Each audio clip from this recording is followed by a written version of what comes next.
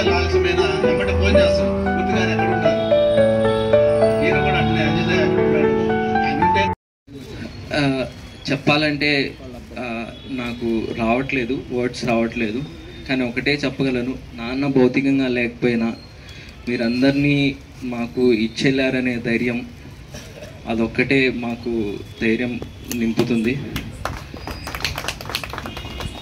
నాన్న ఎటువంటి ఓ వ్యక్తికి మేలు చేయాలనే దృఢమే ఉంటుంది ప్రతి క్షణం. ఎవరు తెలిసినా తెలియకపోయినా వాళ్ళు మామూలు మనుషులైనా. ఒక చిన్న ఎగ్జాంపుల్ ఏంది అంటే, ఒక తోపుల బండి ఎవరో వెళ్తుంటే నాన్న బ్యానర్ చూసి వచ్చి అమ్మొచ్చి ఒక 1 hour కూర్చొని పాపం బాధపడి వెళ్ళారు. సో అలాంటి వ్యక్తి మా నాన్న గురించి నేను చెప్తే బాగోదు. ఏ విధమైన నాన్న జర్నీలో ఎవరినేమైనా ఇబ్బంది పెట్టుంటే మానించి క్షమించండి.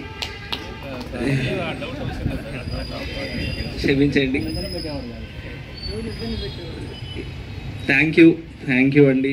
ఈ సభ ఆర్గనైజ్ చేసినందుకు అందరికీ థ్యాంక్ యూ.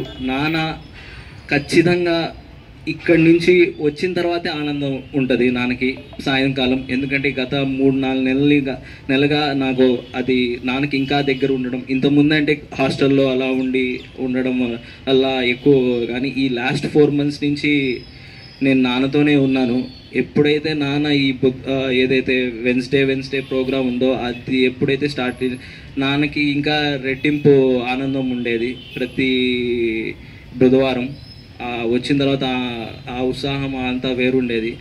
ఆ ఉత్సాహాన్ని ఇచ్చినందుకు మీ అందరికీ థ్యాంక్ యూ వెరీ మచ్. ఆయన లాస్ట్ డేస్ చాలా హ్యాపీగా గడిపారు. అది అన్ఫార్చునేట్ సిచ్యువేషన్ అయ్యింది.